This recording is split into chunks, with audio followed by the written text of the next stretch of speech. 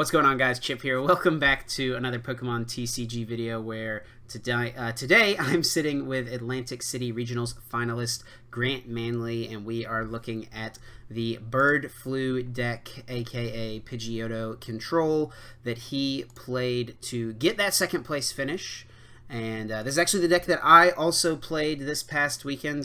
Things didn't quite go as well for me. I ended up at 6-3, still got some championship points, but Grant obviously was able to take it much deeper. Grant, how's it going, man? How you feeling? Hey, I'm feeling a little bit better. I was a little bit sick this weekend, but as you can probably tell from my voice, but I'm feeling better. And obviously, doing well made me feel a little better as well. So Absolutely, yeah. The joke the whole weekend for basically everyone who was at the tournament that was Grant was playing the bird flu while he had the bird flu because he was very sick. Which kudos to you, man. I don't know. This deck definitely has a lot of moving pieces. There's a lot of controlling aspects to it, obviously. So I feel like it would be very difficult to play when your mind isn't right, if you've got a bad headache and you're feeling sick. So kudos to you on doing that. thanks. Yeah, it was actually like I felt like when I was playing, it was kind of a distraction. So it was actually good for me, I think. Oh, focusing on the I, deck I, made you yeah, feel I less couldn't wait. sick. I mean, maybe it was bad for me overall to like exert myself mentally, but I was like, I couldn't wait for like the rounds to start. I'm like, oh, I can like focus on something else. Yeah, but it sucks playing sick because not only do you like feel bad, but like it feels bad for everybody else. Like I'm like, oh, I hate like doing this, but I've already been in the car for 10 hours and like I gotta play some Pokemon. Sure. Uh, Yeah, and so like I said, we are looking at the deck right here, and this is actually something you and I worked on together a little bit leading up towards the event. We tested together and figured out what deck we wanted to play. So this is going to be a little different, guys, than my normal type of interview because I feel like I've got a little bit of input here. So I felt like the deck was just a really solid play for the tournament, and our testing showed that it beat most of the popular decks pretty consistently. What led to you wanting to play Pidgeotto Control? yeah, I actually like had this deck in the back of my mind for like since Worlds Right. because I like played a little bit right after Worlds and I thought the deck was kind of broken because you just like there's so little options that most decks can actually do against it. And but like the time in between now and then was like taken up by playing cups and stuff with Malamar, so I didn't like put a lot of time into it until like we started testing for this tournament. But it was always kind of like in the back of my mind, like I think this could be a good deck, and it was like always the deck I wanted to test the most for a regional. Obviously, it's unviable in cups because we have best of one here, so uh, in 30 minutes. I don't think I actually like went to time every game with Malamar at the League Cup, so I don't think this would have been able to do well. Yeah. Um, Yeah, that's one of the things but people like ask me a lot about, like playing this deck at League Cups. I'm just like, you just can't do it. you can't It's do it. like I all of mean, my games at Atlantic City. I mean, you can attest to this probably as well. Like most of the times, game one finishes with 40 to 45 minutes gone in the round. Like it's pretty. It takes a long time to get there. well, for me, most of the time my opponents conceded game one when I had them hard locked, but against Michael Bergerac in day two, we played a full game one, and then time was called as we were setting up for game two. So yeah, It took like you like said, over 45 if minutes. you Yeah, complete the entire game, it takes longer than 30 minutes more often than not. for sure. But it's fine for a regional, Yeah, absolutely. obviously.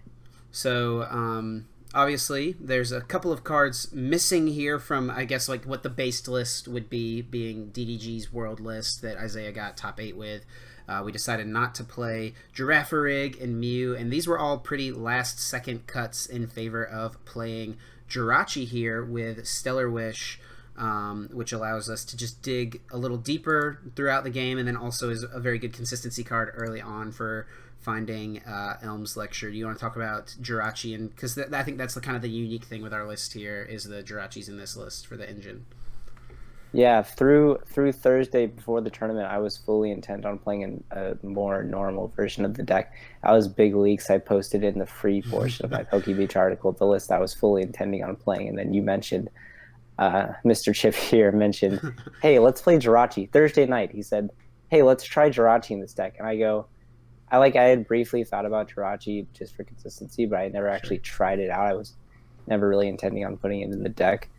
And then I said, I think my response was something like, maybe, but I don't think we have time to redo the entire engine. And so instead, what we did is we didn't redo the whole deck. We just took out 4 cards for 4 Jirachi. And then we took out we had 2 Recycle Energy, which Yeah. was kind of an easy cut for a skateboard because they're both pivot cards. They both you use both of those to pivot your Pokemon. And you don't need more than one skateboard. I don't think. I never really felt like a second skateboard would have been good. I did prize it a couple times in those instances. I guess I would have liked another one.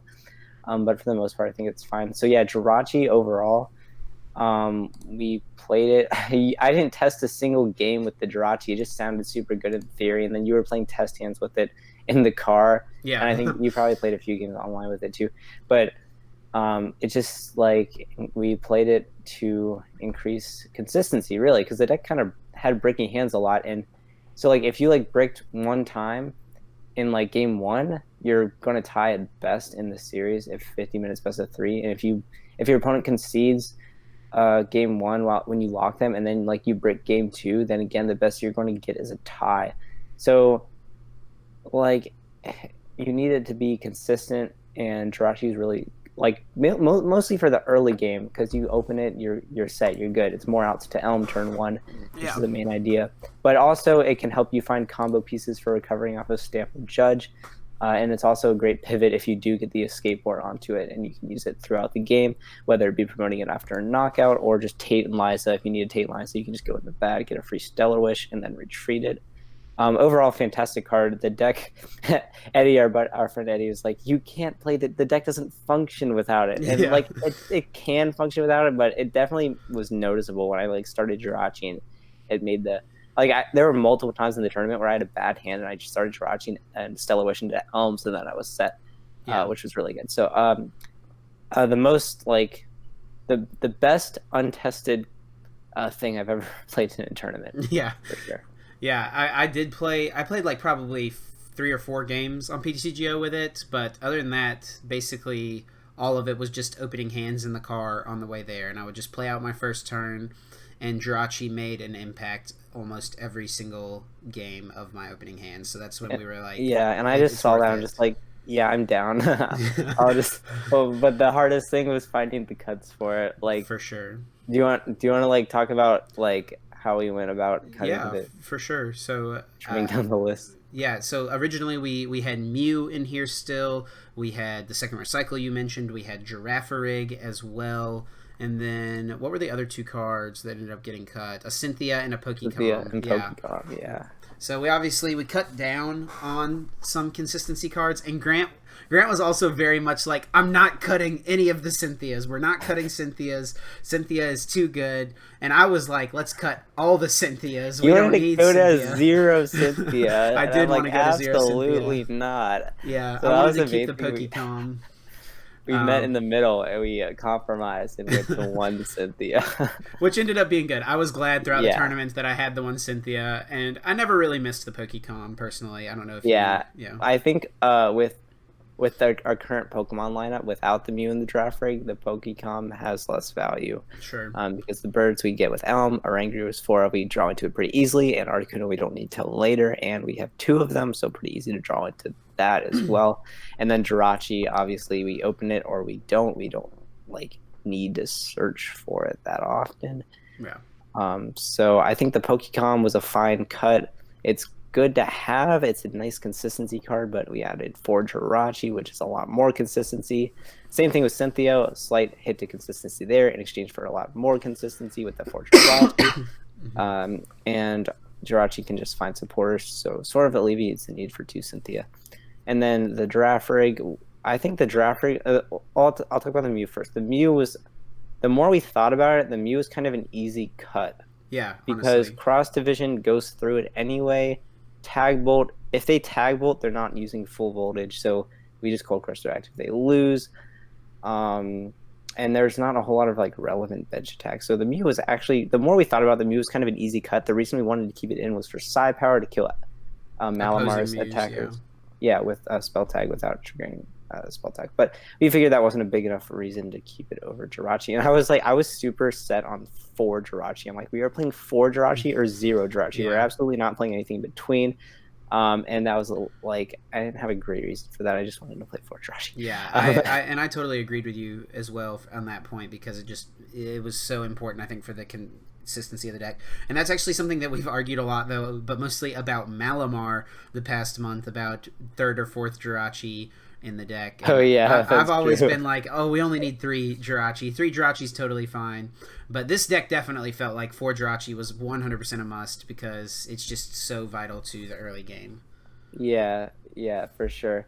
So anyway, because the Mew actually didn't seem that amazing, so it was kind of an easy cut. And then the draft rig was, I think, the hardest cut. Like, we were still considering it, like, the night before. Yeah. The tournament. And when we tested Malamar and Mewtwo, we actually didn't need draft rig to win that matchup. Like, you definitely can use draft rig against Malamar and Mewtwo. You can use it against them, but it's not needed to beat them. And also without Pokecom, there's no way to search it out. So we didn't think it was that useful. It's kind of a win condition, sort of, in Mirror, and like other stall decks like Poipole and stuff like that. But it felt fine to cut, even though we kind of wanted to keep it in, just because it does have utility in some matchups.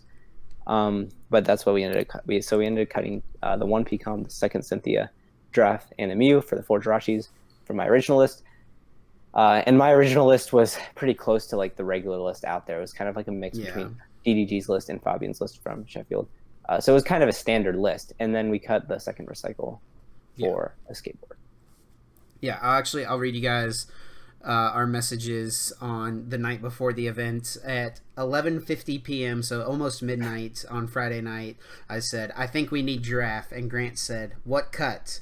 And I said, IDK, I guess Hammer or Ditto, so I think Hammer. Yeah, Hammer and Ditto were on the chopping block. Those were the 2 cards we were thinking of cutting. And then I said at 12:30, IDK, you decide Giraffe or 4th Crushing. That was the last decision we made for the deck, Giraffe or Crushing. And Grant said Crushing full send, and I was like, I said K down, and then that was it. The list was locked in, and we were good to go. I think the 4th Crushing Hammer, part of that decision was that the 4th Crushing Hammer is better against Mewtwo than Giraffe Rig is. Yeah, absolutely. And 4 Crushing is just good. So, I mean, Giraffe, I don't think you need Giraffe, honestly. Yeah, and Crushing is like super important in the Mewtwo matchup as well, because, I mean, one of their win conditions is them going first, and I really only found the cross division turn 2 to be an issue when they went first, because when you go first, you get your turn of Elms, then they get 3 energies in play, and Turbo Strike or something. Yeah, and then, you have more turns to find the Crushing Hammer, and you have more turns to find Pidgeottos to find your response to the cross division, even if they hit it. So like you have more turns to find Crushing Hammer, Power Plant, Reset Stamp, etc. Yeah, the cross division, even when they went first. Okay, it bodied me in finals, sure, but like I think it was like normally like manageable. I didn't think it was that big of a deal. Yeah, it definitely made games. I only played 2 games against Mewtwo's, and they were both my last rounds of the day. I went first to both game 1s and hard locked them pretty convincingly. They scooped with about 25 minutes gone in the round, 30 minutes gone, and then they went first. And this is both different opponents. They both went first in game 2 and got turn 2 cross division to knock out 3 things, and my game was kind of in shambles in both of those instances. But because I won game 1, I was still able to close out the game and deny them at least enough to where game 2 wouldn't fully complete. Oh, okay, I gotcha. Yeah. But overall, like, we felt like the Mewtwo matchup was super good, because even if they do get off the cross division play, like in order to get off the cross division play, they have to hit Welder Energy 2 turns in a row, and you have to not hit a Crushing Hammerheads in those 2 turns. Otherwise, they just don't get it off. So and usually they have to play Stadium, right? Maybe even 2. Yeah. Not just to get around playing, but just to find their energies to do that. Right. Yeah, so they're getting rid of stadiums early so they have less stadiums plant later on. Yeah. So it's even when they did get there sometimes, but it just felt like it didn't happen that often, and especially with us being able to potentially disrupt them with Crushing /Plant. But I still 2-0'd both of my Mewtwo's. How did your Mewtwo games go outside of finals? Because we'll talk Yeah, about finals in it a little didn't bit. happen that often, but even if it did, like you still can win. Like it's not fun. Okay, so I played against uh three Mewtwo's. I played like the one in finals. I played in top four, and I played uh one in Swiss, John Orgel, Mm-hmm. and he's pretty cool. We know each other for a little while, so we played each other at 4-0. I went first. Like he's this kind of like your rounds actually, sort of. I went first, locked him. He scooped. Um, then he actually did get the turn two cross division going first. And I had I don't remember exactly how the rest of the game progressed, but like there was a point in the game where like I needed to draw Articuno off Cynthia, and like that's all I needed to win. I didn't even need like power plant or reset stamp or anything. I don't remember exactly how this situation played out, but like I remember the point in the game where he was down like all of his energy, and all I needed was Articuno off Cynthia to win, and I had no Pidgeottos in play, right? Because he killed all of them on turn Yeah, two. yeah. So it was kind of like not great odds for me to hit it, but not bad odds either. And I just whiffed, and then I just conceded. And then game three didn't finish, so that was a tie. So that's how my first match against Mewtwo went. And my second match against Mewtwo was in top four against Tristan. He was playing the Jirachi version with Marshadow, which I think is actually kind of difficult, or a little more difficult than. Yeah, we didn't test against the Jirachi version Yeah, of we didn't really Mewtwo. know the Jirachi version was going to exist. Yeah. So they just have like more outs to like everything with the Jirachis. So game one, I don't even remember how this set went. I just remember he had a completely like, I don't know if he had a completely dead hand turn game one, or if he was just playing really conservatively. I think he just had a dead hand, and I just like locked him like immediately. Like he didn't get to do anything. I just Mm-hmm. chipped, like he just couldn't do anything from the get go. So I just like locked him the whole game. And then game two, um, I don't. It was a little closer, but his last prize was Viridian, which would have won him the game. So that was actually really lucky for me. I just remember that his last prize was Viridian. So he actually had to go to cross division early. He wanted to save it for later. And then he took his prizes, killed a bunch of birds, and then I stamp planted him. And his last prize ended up being the Viridian he needed for game. And I don't remember if he would have like drawn into it or what exactly, but I remember he crossed division, a bunch of prizes. I stamp planted and then locked him, and was able to recover from the cross division. So I won that 2-0. So those were the only two Mewtwo's I played against before finals. But in testing, we played the matchup like 10, 11, 12, 13, 14. I don't remember. We played it a lot, We and did, yeah. I think we went like 10-2 against it or something like that, and we played both sides of the matchup. And this was a standard Mewtwo with one reset home Shadow, no regular Jirachi. And also no reset stamp, which I think is something that, looking back, Oh, you're right. was You're right. definitely We didn't play. relevant. That You're right. We didn't test this reset Yeah, stamp version, but we had a overwhelming, um, like I think the two games win that percent. Mewtwo won were both like no Elm turn ones for Pidgeotto. Like they were like Oh yeah, that. Yeah, this was the no Jirachi version. yeah, exactly. Yeah, so we only tested the no Jirachi version, but even without Jirachi, it was a very A good high win matchup, rate. yeah, for sure. And Giraffe Rig wasn't like we could use it. We had it in the list, but we didn't like use it that much. It wasn't that Yeah, I got used in impactful. maybe like 50% of games, and it was just kind of like on off turns. Yeah, it was. Yeah, it didn't do much. Yeah, sure, I'll get rid of your Sigaleo. Like, obviously, that's what its main use for is in the Mewtwo matchup, but it just never like. It was like, yeah, this is good, but it's never like, this is what I have to do to win the game kind of deal. Yeah, yeah, for sure. So yeah, we've kind of gotten into some of your games already, but if you want to just kind of run through what day one looked like for you, I think we've kind of covered just about everything about the list.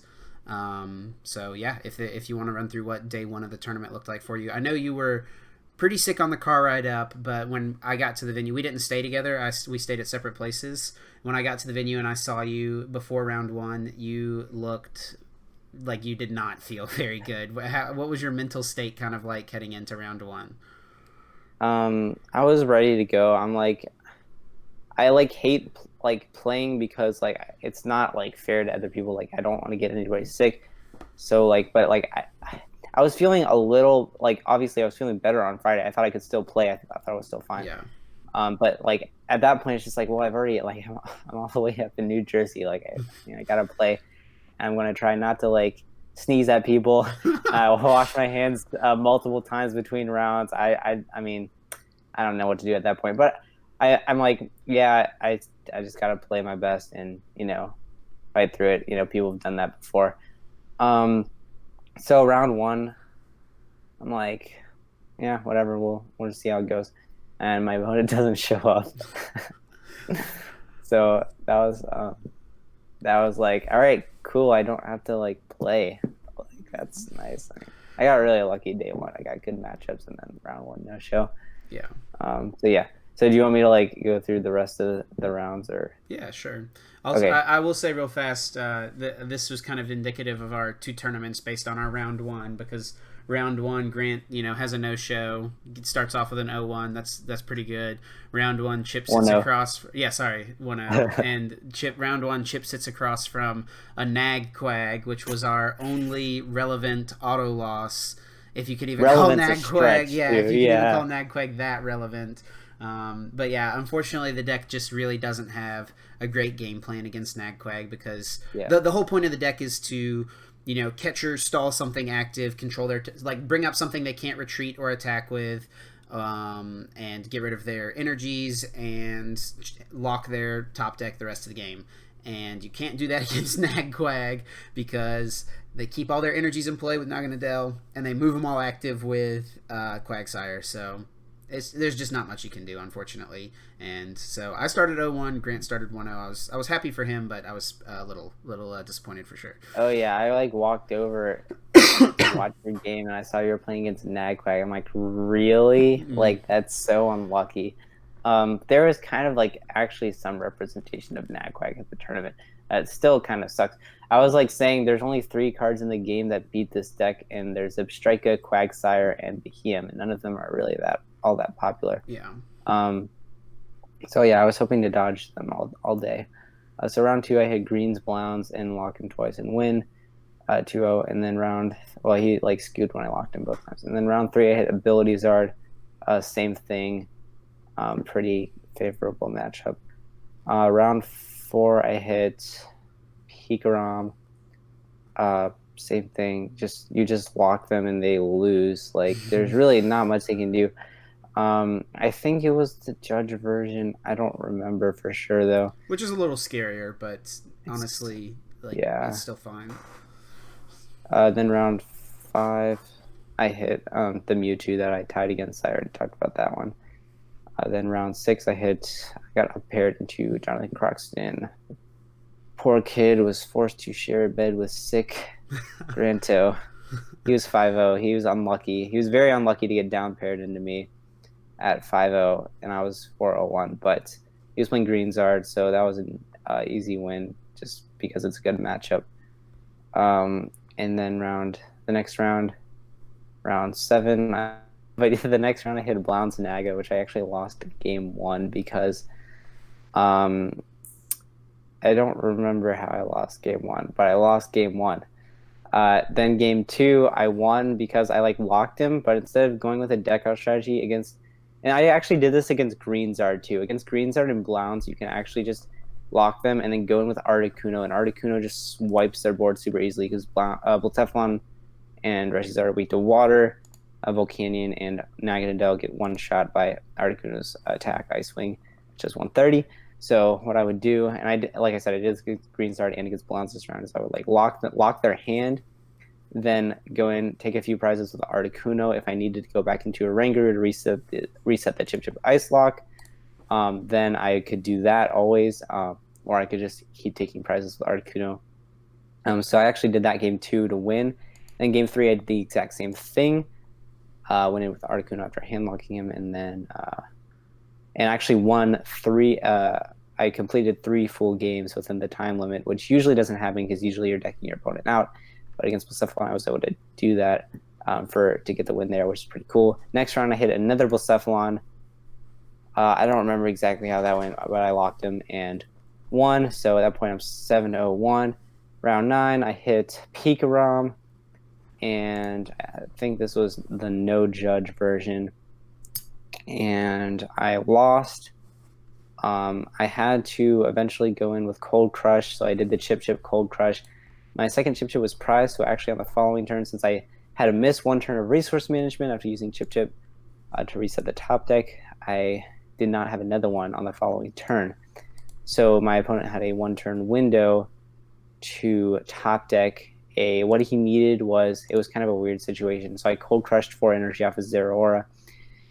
He had 2 energy on his bench, Pikarom, and a Jirachi with a skateboard. So his win those were his condition, last energies, right?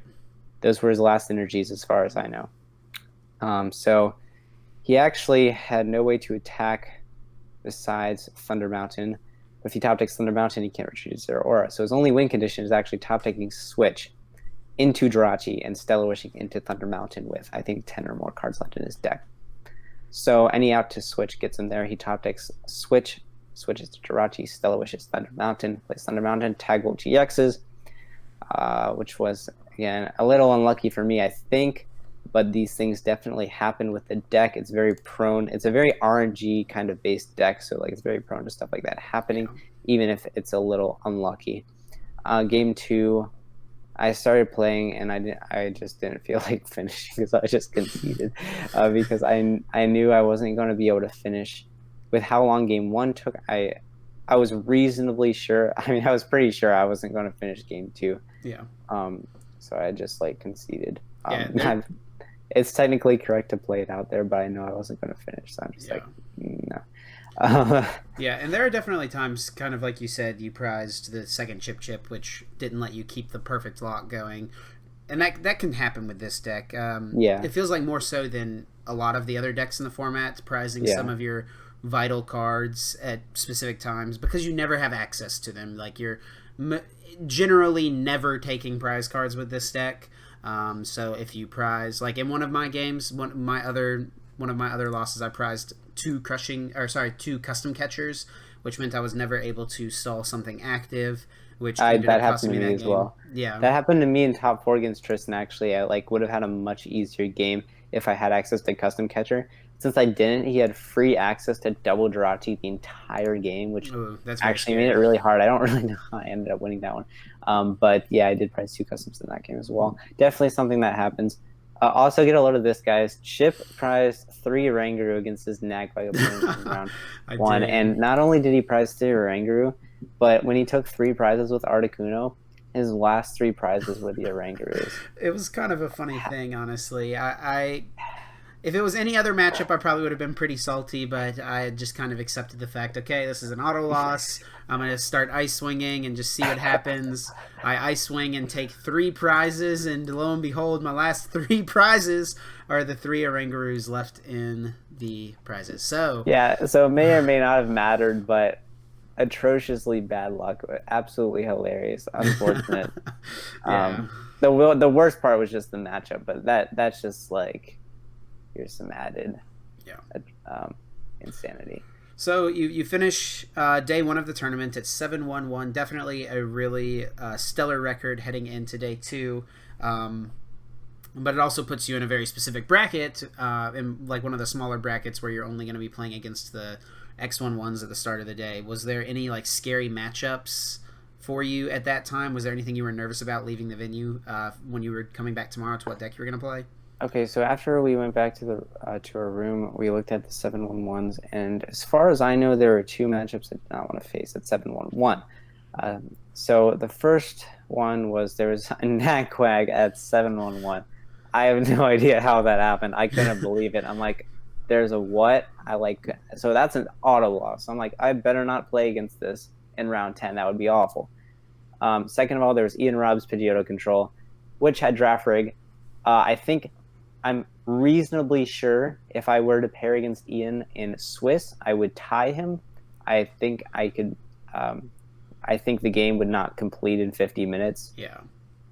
Even though he has draft rig, he has a theoretical win condition. His win condition is stamping me to a 6-card hand. If I have a larger than 6-card hand, his win condition is first of all, it's to crushing all my waters and use Get Lost on them 1 by 1. Then it's to stamp me to a 6-card hand, Crushing Hammer, hit heads on my recycle, Mars it, discard it, get lost it. That's the only way he ever wins. I don't think he does all of that in 50 minutes. I could be wrong. Either way, I don't have a win condition, so that's a tie at best. So I did not want to play against that either, but it would have been better than Nagquag. Fortunately, I didn't end up hitting either of those at any point in the tournament, which is very good for me. As far as I know, there were a lot of 7-1-1s actually, so I think it was decent odds I avoid them round 10. Yeah, there was actually a pretty good amount of them compared to like past tournaments. It felt like. Yeah. I don't know if that's people playing it out. Like at the end of the day, it's 6-1-1. Maybe so. Sometimes people just tie there, but I guess there's really no reason to if you're trying to like win the tournament. Yeah. So I don't know. I don't remember what the rest of them were, but I think everything else was pretty fine for me. Turns out I ended up hitting one of the better ones, which was Michael Bergerac, which he was playing Blacephalon Naganadel. So I had already played against 3 Blacephalon variants. This was my 4th one. Pretty easy matchup. Like I think I mentioned this earlier, game 1, he played it out. Took a long time. I managed to deck him out barely. Game 2, time was called as we were setting up. And he could not win in 2 turns, obviously. As long as you found an elm. I didn't even have an elm. I just another had Pokemon, a basic Pokemon. Yeah. That too. All the dogs coming in. Get out of here, dog. All right. He just busted my door open. All right, whatever. All right, so you beat Michael in round 10. Yeah. Tom was called as you were setting up for game 2, so obviously that's a win for you. So yeah. 7-1 or sorry, 8-1-1. That was close. Now. That was almost a tie. I mean, he didn't slow play me or anything. He was playing at a very normal pace, and I was like very I'm glad that he did not slow play me at all. He's a cool dude. We're good buddies. But yeah. It was definitely close. Definitely could have been a tie. All right, so puts you at 8-1-1, definitely feeling good. You need to win 2 more, and that'll probably put you in a good spot to be able to ID for top 8 if you were to, just win 2 more outright. Yep. Is that something that was on your mind at that point? I don't remember. I think I was thinking something like that, like 3-1-1. We're good. But yeah, just trying to take it one round at a time. But it was definitely in the back of my mind, like, what exactly do I need to do? So then the next round I hit another good matchup. I hit Ryan Antonucci. He was 10-0 at that point. He was the one who beat me in round 9, but I felt like it was still a good matchup for me, so I didn't really mind playing against him again. Round 1, I won by the normal strategy. Round 2, he went with a Mew, game 2 of the round, he went with like a Mew strategy to like try and spread damage and kill my Pidgeottos. I don't think that's the optimal strategy to go for his peak round, but it was pretty good in that game because I prized 2 Pidgeotto. I think I actually prized 2 Pidgeotto in our other round, in round 9, but I could be wrong. But I prized 2 Pidgeotto, so that strategy was actually pretty good. But we didn't finish game 2, so it was fine. So I just, same thing as round 10, where I locked him game 1. We didn't finish game 2, and that was a win for me, since I was up 1-0. So then the next round I played against Michael Catron with Malamar. And he's like, you want to ID?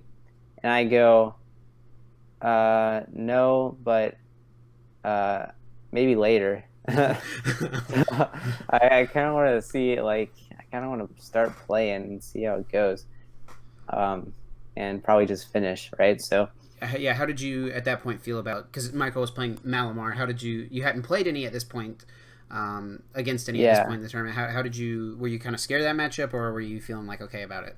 So I wasn't sure exactly what he was going to try to do. I thought he was going to try and use Mimikyu a lot more, and actually in the cups, we played a couple cups with Michael, and he ran 2 to 3 Mimikyu at each. Yeah, he ran 3 Mimikyu at one of the League Cups. It was which honestly, like, kind of, the fact that he offered the ID clued me in that he wasn't playing multiple Mimikyu. So I was a little worried at first because I feel like multiple Mimikyu like bodies me, but the fact that he like ID'd, I'm like, and the fact that it's a regional and he's like doing really well at this regional, clued me in that he like is actually trying and not memeing with like triple Mimikyu. Yeah. So I'm like, if you have more than one Mimikyu, I'll just take the L. But if you only have one Mimikyu, I'm pretty confident in this matchup. We tested it a little bit. I think it's fine. We'll play. So I thought it was going to be all right. And he ends up starting with Mew spell tag and psi powering my Pidgeottos, and so I'm like, all right, that's fine. I know how to deal with this. Like I just got to kill it with a Rangaroo. So it takes me a couple turns to power up a Rangaroo. As soon as I'm able, I Profound Knowledge knockout. However, at that point, he has used psi power a few times, spread damage on the Pidgeottos. Spell tag gives him a few more damage counters to spread on the Pidgeottos. I think he started with, I don't remember, but all the games I played against him, he started with a one retreat Pokemon like Jirachi or Inkay. Very good for him. If he starts Giratina, he's in a lot of trouble. Yeah. Because that's very easy to lock active. So he starts spreading with Mew. I eventually kill it with a Rangaroo's Profound Knowledge, 60 exact knockout, pretty cool. Spell tag. So at that point, he's got a lot of damage counters spread out all over my Pidgeottos, and he doesn't use any. He doesn't take any knockouts. So I'm like, okay, I don't get to use Surge this game. A little annoying. I kind of see what he's trying to do. Eventually, he goes in with Espeon Deoxys, and he doesn't win the game with it. I don't remember if I played in. I think I played in such a way to like pressure him to use it early. So he wasn't able to win the game with Cross Division GX, but he took 5. I want to say 5 prizes with it. He wiped my entire board, but that of course let me stamp him to 1. So while he wiped my board of Pidgeottos, he also set himself up to get locked. So what I did is I think I custom catcher like a Malamar, stamped into 1, chipped him resource management. And at that point, I'm thinking, okay, I don't have Pidgeotto, so I can't draw any card, so I actually can't maintain this lock, right? So I can resource management whatever I want back, but all my Pokemon just got knocked out, so I don't have any way to draw cards. And he's thinking, oh, he's got me in the lock. I have Malamar active with no energy. I'm chipped, ice locked, and my deck has a ton of dead cards. So he thought even though I couldn't lock him every turn, he thought he would draw dead. There was a good chance he would draw dead cards every turn. So at this point, I actually offer the ID, and he accepts. So because he thought even if I didn't lock him every turn, he was still going to draw a few dead cards, give me enough time to establish more Pidgeottos and a solid lock. I thought, I'm screwed. I don't have Pidgeottos. I can't draw my Chip Ice Axes. What am I going to do? But so I would have eventually had to draw into cards to maintain the lock. I don't know. I'm kind of talking about this one a long time. But anyway, we just ID'd near the end of game 1 because neither of us was sure how it was going to go. We thought our odds of winning one of our next 2 was better than our odds of winning that game, or our next 2 rounds. Anyway, sorry, that was kind of like a long little bit about that. No, that's good. So good. We both got a feel for what each other was going for in the matchup. Anyway, next round I play against Danny with Pikarom, Judge, and I think I was in a pretty okay position. Game 1, and I accidentally looked at the 3rd card off Airmail. Double prize loss. This deck can't win against double prize losses. I conceded the game.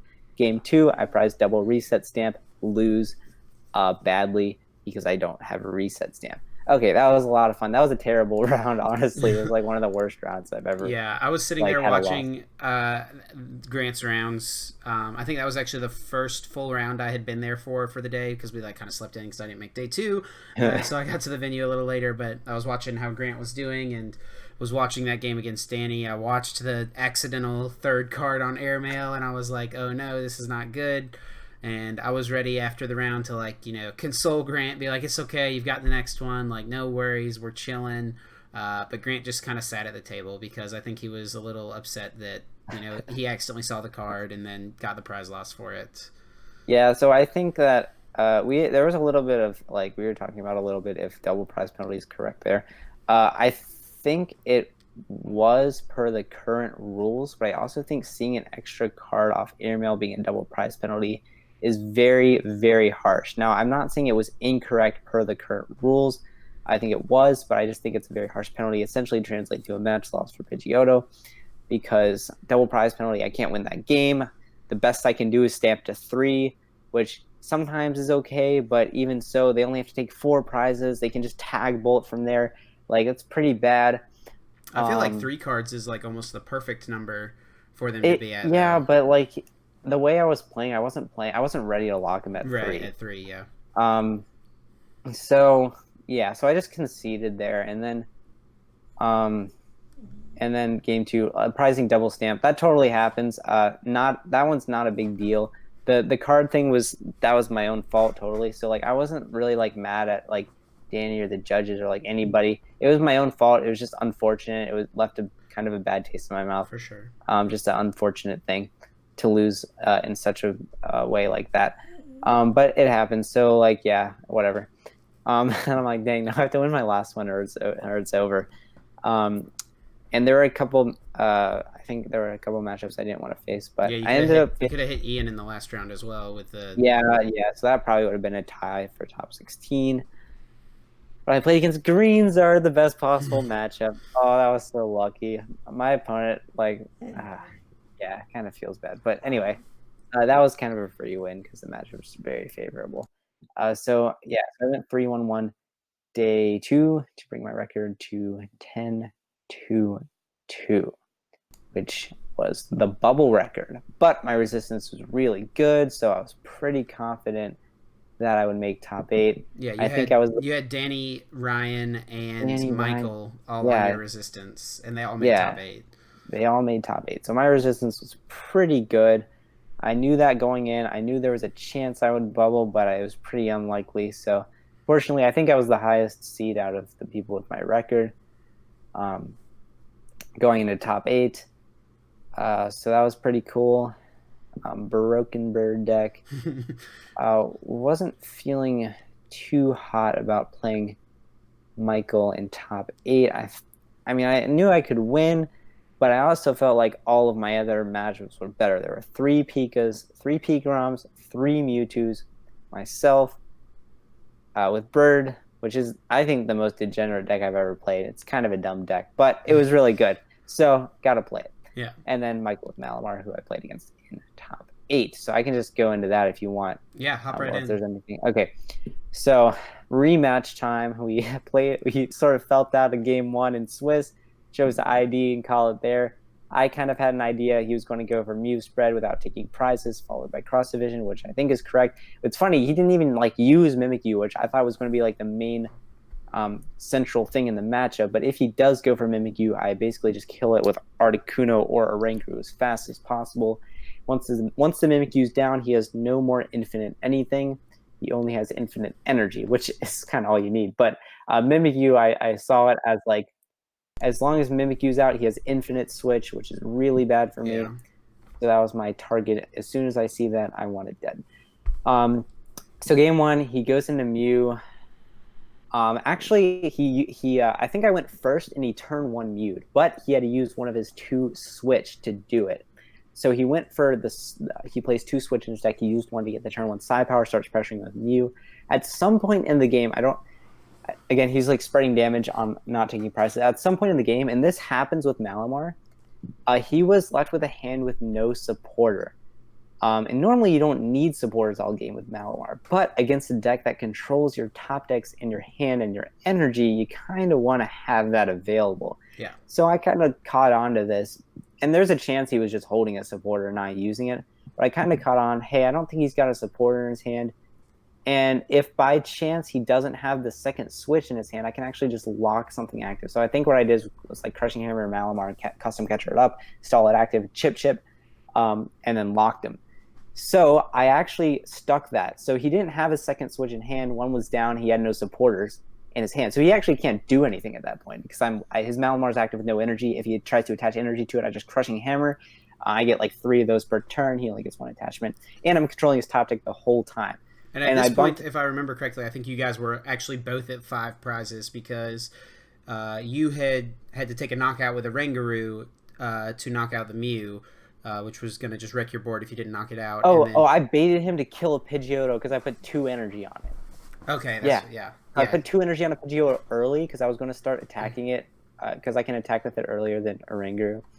And I can also use Articuno to like drag the energy to itself. Yeah. He actually killed it early, which activated Surge. I got Surge for like 1 or 2 turns. But you're right, he did take a prize early.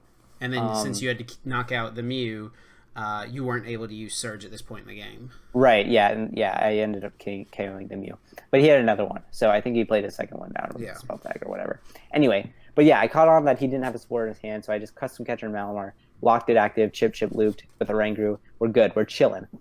But my Jesse James was prized, so the best I could do was keep him at Like I think he had 5 cards in hand. This is actually kind of an I think it interesting was game. actually 6. Okay, maybe it was Yeah, 6. because I'm trying to remember. Okay, I appreciate that Yeah, because you were watching the game I was watching too. the whole thing. Yeah. Okay, so anyway, I'm chip locking him, and I'm playing Mars every turn. So since my Jesse James is prized, I can't get rid of his entire hand, and I know he has one switch somewhere because if he didn't, he would have conceded. So I'm thinking, okay, my win condition is to Mars him to keep him at 6 cards with the top deck for the entire game and chip, and then as late as I'm able to, I have to stamp him to 5, and then Mars the switch to get the 1 in 5 chance. Now maybe I should have conceded here. I don't know. But since, yeah, again, like I said, my Jesse James was prized, and I didn't have Surge access like you brought up, so I couldn't double Mars.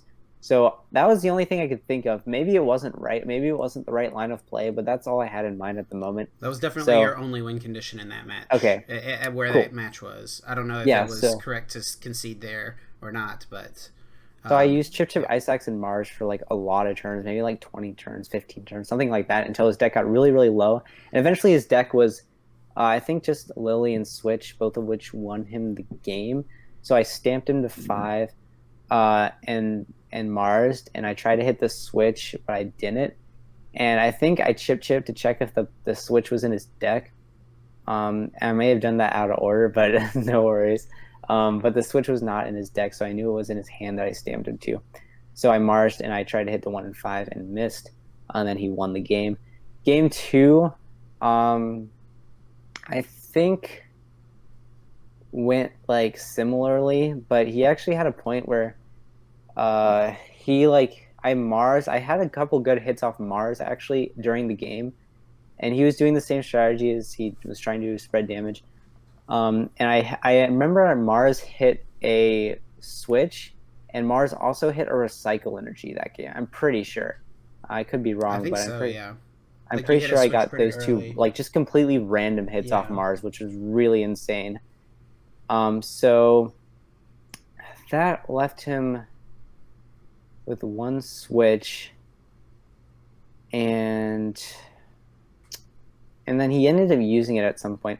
And there was a point where he actually could have won with Crossed It. And there was also a point where I killed Mimikyu. Sorry, I'm kind of remembering this like as I'm talking about it. Yeah. But Mimikyu eventually did hit the board. And maybe he started with it or something. But I killed that with Articuno, I'm pretty sure. Yeah, because I one-shot on the Mimikyu with Articuno. I custom catchered it up. And then, so I didn't want him to resource management the switch back that I discarded.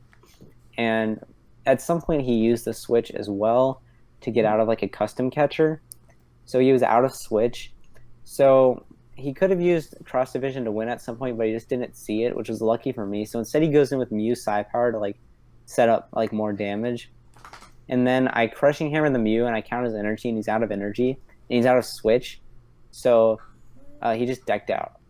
So that was kind of a weird way for it to go. Like, I think I definitely should have lost that. No, I think I should have won game 1 because I win game 1 if my Jesse James isn't prized. Right. But game 2, I definitely should have lost because he just had like a better setup, and he kind of missed his opportunity to win. So then we went into game 3, and like 1 or 2 turns in, I start building up a Rangoon. I know at this point we're low on time, so I know my only win condition is to like actually win on prizes. But Malamar's a lot better at taking prizes than Pidgeotto control. Yeah, for sure. So that was kind of an issue. But I got really, really lucky because he opened with a completely dead hand and actually wasn't able to do anything. Did he ever tell you what his opening hand was? I don't think so. It was 4 Spell Tag and 2 Malamar. Oh, yeah, I think he did tell me that.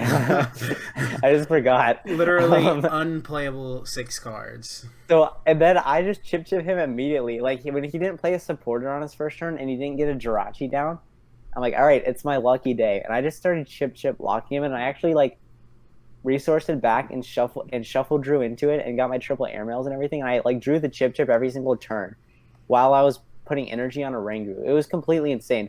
So then I put my second energy on a Rangoon, and he's got Mew active, and time is called. And I go, well, he can't do anything because he had a dead hand, and I'm chip locking him. And then he goes and then does nothing. And then I attach and use Profound Knowledge, and then he can't do anything on his next turn, so I win on prizes because I took one prize. Yeah. Literally the dumbest like sequence of events ever, but it worked out in my favor. So sometimes you just gotta get lucky. It was pretty funny. He was a little upset about that, but sorry. Yeah, he was definitely a little upset because, of course, he had the game on board in game two and then missed it and then lost. But he also said he didn't deserve to win the match because he threw the second game. But then also, like you said, like you should have won game one as long as your Jesse James wasn't prized. So there's a lot I of mean, things prizes going on happen. here. Like prizes is just like, yeah, that was bad luck for sure. But yeah, got some good luck to make up for that. That was a really silly series, but it was like so thrilling. Like winning that game three. Like I was not expecting to win. So you said Malamar that Katron's deck was definitely the hardest matchup for you in top eight. So after getting past that, how are you feeling looking at the rest of the bracket? Oh yeah, I totally thought I was going to win the tournament. Turns out the three Mewtwo's beat all the Pikas, which I was kind of indifferent to because I didn't really want to run into Pika Judge.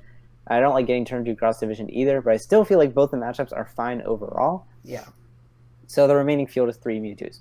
So I see Azul and Isaiah had already started their round, and so I go to the bathroom like because we just played a 75-minute match. I come back and Isaiah like is in the middle of his game, and he just looks up and at me and says, "Did you win?" And he's like, "I'm like, yeah." He's like, "Awesome!" And like the judges didn't even care. It was so funny. Yeah, I think they were in game three. Like they started way before you guys were done. Yeah, because they already started their match. So anyway, that was and then so then I'm against Mewtwo, and I didn't know he was playing the Jirachi version until he played it down. But it was pretty bad for him because he opened Dedenne and like in nothing. I don't remember if I power planted him or what, but his hand was completely dead against Tristan in top four. So I like started chip blocking him from the beginning. Eventually I like missed a turn of chip and he got Jirachi and like switched into it and like kind of got some stuff going. But at that point my board was so established I was able to respond to like anything he could possibly try to do. I could like power plant spam, I could like crushing hammer spam. And he really didn't have any openings in the game at all because of his start was so bad, which is definitely lucky for me. But again, the matchup was kind of fine anyway, so you know it happens. And so I think he conceded at some point. I don't really remember exactly how that went. Then game two, yeah, I think I talked about this match a little bit already. You did, yeah. About the Mewtwo. But yeah, like that. You can just go over it briefly again if you want. Yeah, that one was pretty close because he did get the cross division play, but he had to pull the trigger on it. He said he wanted to save it till later to like close the game with it, but he had to do it early because his stadium was prized, and it remained prized, which was really good for me. So yeah. And then I just like cold crushed him and like locked him. So yeah, not. But again, 2 customs were prized that game, so it was a little scary, but the match was pretty fine. So then I go against Azul in finals. And I thought this was actually the best matchup I'd hit so far because Azul was playing Mewtwo, but he wasn't playing the Jirachis and he wasn't playing the Marshall or Reset Hole either. So I felt like his options for dealing with the lock were very limited. Yeah. So I thought the matchup was going to be fine. Then he goes first. He wins the flip. He's like, all right, let's go. And I go like, it's not a big deal if you win the flip. It's fine. And he goes, no chance. Or I don't remember what he said, but but then he goes and gets the Welder Psychic Energy turn 1, and I think he started Dene, but he got switched out of it or something. Anyway, and he got the Psychic Energy Welder without having to play a stadium, and he actually Dene changed away 2 fires, so I thought for sure he was going to have to play a stadium to use the Welder, but he actually Dene changed into 2 more fires. Yeah, I'm like, what? That's not cool. And the Psychic Energy to do the 3 energy on Mewtwo in the active. So I had to, I'm like, all right, there's a decent chance I'm getting cross division next turn. I need to get a Crushing Hammer. I got a Crushing Hammer. I flipped Tails. Yikes. Mm-hmm. And then I got like 2 Pidgeys, a Jirachi, and a Ditto down or something. And he goes, gets the Welder, gets the energy, gets the Wobbuffet. Man, why do you gotta have the Wob? Ooh, he got the Wobbuffet to lock my Ditto, and then he cross division killed my Jirachi, my 2 Pidgeys. Poor Pidgeys. And I guess y'all can watch this on Chip's YouTube, I think. Yeah, yeah. As you recorded or you streamed the game, you live streamed the game, which is pretty funny. But of all the games to live stream, dude, you had to pick the one where I got destroyed. All right, so then I like benched another Pidgey. I'm like, all right, this Pidgey's got to save me, and he just Venom shots it immediately. I'm like, no! And then I used Articuno and I Cold Crush his active, but I didn't draw a reset stamp. So like, I felt like I would have been in an okay position if I like drawn a reset stamp. Then I could have like started to get something going. So if I could have reset Cold Crushed him, but I only Cold Crushed him, so he just goes attach, pass, and I go draw pass because my hand sucks. And then he goes draw Turbo Strike for 120, and I go draw pass, I lose. And then game 2, he has a dead hand. And I'm thinking, all right, Azul's strategy going into this game 2 is just going to be to waste as much time as possible. Legally, no shots on Azul. His best strategy is just to make the game last as long as possible. He's not going to stall me or slow play me or anything like illegal. He's just going to try and draw out the clock as much as possible to win on the time rules in game 3, should I win game 2. Mm-hmm. So my thought is, my strategy is play really fast and deck him out as fast as possible, which is still a very painstaking process. And I thought, I'm pretty sure I'm just going to lose on time game 3 anyway, but I'm still going to try and deck him out as fast as possible. So I ended up Jesse James and Mars spamming him as fast as I can. And I kind of overlooked my Cargo GX attack because I wasn't considering, I wasn't even thinking about, Azul can win this game because he had a dead hand. I was just I basically had him locked from the beginning. But I wasn't trying to lock him. I was trying to deck him out as fast as possible because I didn't think he could win or anything. I had a good enough hand. I had a 30, 40 card hand. I could respond to whatever he wanted to do. And 3 Pidgeottos and Jirachi and everything. So I was just trying to spam the Jesse James, the Mars and everything. And when he got to 0 cards in hand, I'm like, I can stamp him to 6 and deck him out even faster, which was not a good idea. Actually, it was a fine idea if I kept 6 cards in my deck, but I didn't. Because again, I wasn't thinking about Macargo's GX attack, which is a really scrubby way to lose. I was aware that Macargo had the GX attack. I had played around it in my previous rounds against Mewtwo. But again, I was just focused on going really fast and just kind of overlooked that. So he was able to eventually use Macargo's GX attack to deck me out because I left 5 cards in my deck like a scrub. Definitely a super scrubby way to lose. But in my defense, and I didn't feel bad about this because it didn't matter at all. The way that the game was going, it was just progressing too slowly that I knew I would not be able to finish that game and a full game in game 3, even if I won. So I knew I was going to lose on time anyway, so I didn't really feel too bad about it. I felt like it was pretty irrelevant that I lost game 2. I think the game 1 is when I lost the finals when I lost game 1. And in my defense, I drew really bad game 1. But also, Azul's a great player, obviously, but the matchup it just comes down to, it's a pretty luck-based matchup, I think. But yeah, so that's how the tournament ended. It was pretty cool to make it that far, for sure. Yeah, definitely. Netting you, I think, 160 championship points, $2,500 as well. Definitely still an accomplishment to be proud of. A nice piece of glass hardware to keep on the shelf as well. Yeah. And also, your finish also made you #1 in North America and actually in the world in championship points, which is that's pretty cool. Something to hold on to for now because it might not last. But it's we'll see how long that lasts for. But I'm gonna try and keep being able to flaunt that #1 in the world as long as I possibly can. That's pretty funny. Well, congratulations, Grant. It's well deserved. I was upset that I didn't get to make day 2, but I was excited. You got unlucky, man. That kind of sucks. But it reaffirmed my deck choice. It reaffirmed me to know that the deck did well, obviously, and was good enough to win the tournament. I still feel like it was the best play for the tournament.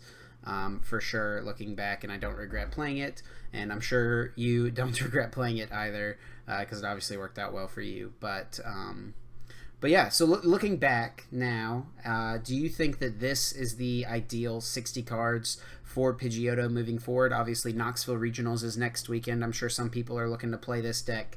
Do you think people should feel fine going in with this 60, or do you feel like there could be some rooms for improvement? Yes, play the 60. The 60 is correct. It's optimal. It's broken, filthy, and Sano.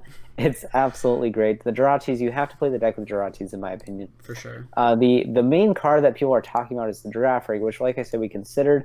I think the main argument for Giraffe Rig is giving you a win con in the mirror, but I don't think that's. I think you're going to tie the mirror, honestly. I think you're going to tie the mirror in Swiss. I could be wrong, but I really think you're not going to finish a game in 15 minutes, even with Giraffe Rig, if your opponent's like smart. And I think you, even without Giraffe Rig, you can definitely tie the mirror.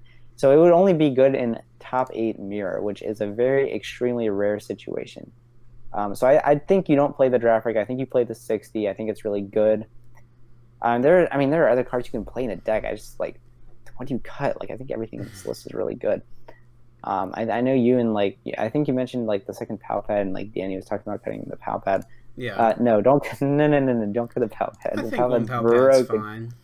Pal Pad is broken. I mean, it's obviously very good, but Danny's reasoning was that Pal Pad is a luxury. It's not necessary for your strategy. So I think 1 is definitely still needed at minimum. But if it's not the reason to play 2 is because if 1's prized, then if you only play 1 and it's prized, then that sucks. But that's really not the case. If 1 is prized and you don't have access to it, it's okay. It doesn't lose you the game. I often use Elm turn 1 and then Pal Pad the Elm immediately. And then I get Elm turn 2, and I just tell myself, it's the Elm, I just Pal Pad back in. So Grant's not cutting a Pal Pad for sure. No chance. But yeah, I definitely feel like this is pretty close to the optimal 60, if not the optimal 60. If you want to play this deck at Knoxville, it should look very, very, very close to this. One thing I will say, if you do cut a Pal Pad, I think the ad might actually be an energy, be it a recycle or water. Okay. Probably a recycle. Anyway, I just think that could be a good ad. But sure, over Giraffe Rig or Faba, which are the 2 cards I think a lot of people are talking about. Faba, again, it could be good in mirror, but I haven't thought about what else do you use Faba for? Is it just mirror? Basically, I feel right? I mean, You can get rid of stadiums for Mewtwo randomly. You can get rid of skateboards on things. Oh, yeah, skateboard against, abilities might be good. Yeah, because, if they have skateboard, Ninetales... No, just play Absol, then. Just play Absol. Yeah, Absol is good. That's what Sander played over in Cologne. Absol plus Skypillar seems like a pretty cute combo to be able to beat Mew, because if they ever use Mew, you just can stick Skypillar in play, and then Absol lock it active and run them out of energy. But then you're trying to find 2 spots, and we had a hard time getting this to 60 cards as it is. Yeah. So. Yeah, Sanders' list has a lot of cool stuff in it. I liked the list. I thought it was really cool, but I think it's cool, but I think this list is good. Yeah. I think it's optimal. I mean, I think his list is good too, but I just think our list is Jirachi, right? So how do you feel this sits moving into Knoxville? Do you think you could see yourself playing it, or do you think that people should consider playing it for Knoxville? It's like I said, it's a super degenerate deck, but it's really good. I would definitely consider playing it for sure. It's a good deck. If you don't mind playing this kind of deck, it's just a good deck. It's part of the game, and the meta decks just don't have much to deal with it, right? Mewtwo can sort of if they're lucky, they can run you out of the game. But I feel it's just a pretty foolproof strategy. Every deck has to take prize cards. All right, take your prize cards. I stamp you. I cold crush you. I win. There's not much things can do about that. It's pretty insane. And I quote this all the time. And Isaiah Williams, in your interview with him post Worlds, he said something along the lines. I'm kind of paraphrasing, but this game exploits the fundamental way the game of Pokemon is played. You take away their energy, you take away their hand, you control their top deck. There's nothing that any deck can do to beat that strategy, and it's really insane. Yeah, and you were kind of talking about how it feels it is kind of a coin flip though, because you pull off the strategy or you don't. If you pull off the strategy, you win. If you don't, then you inevitably lose. But the deck is really, really consistent and really good at pulling off its strategy. Yeah, it's pretty consistent for sure. Okay. So I appreciate your time, Grant. I definitely had a good time working on this deck with you and testing it, and I'm excited to hopefully find something that does just as well for one of us in Knoxville Regionals. But as we close things out here, I want to give you a chance to do any sort of shout outs or social media plugs that you want to do. Feel free, man. The floor is yours. Okay, thanks. Yeah, first off, shout out to sponsor Team ARG Alter Reality Games. Busted sponsor. They sell cards and stuff on their website and run Pokemon tournaments from time to time. Also, check out my articles at pokebeach.com. The original birds list that I was fully intending on playing was posted in the free portion of my article, pre-Atlantic City. I'm pretty transparent in the articles, so I definitely check those out. And then also follow me on Twitter at GrantM99. And and then obviously shout out to @TrainerChip for playing the deck, giving me the idea for the Jirachis, and the awesome YouTube channel. For sure, man. I appreciate it. Thanks again for your time. Guys, definitely be sure to check out Grant's articles and stuff, and also I will leave a link to his Twitter down below. Go follow him over there. You can also drop me a follow if you feel like it, @TrainerChip on Twitter, also on Facebook, Twitch, and Instagram.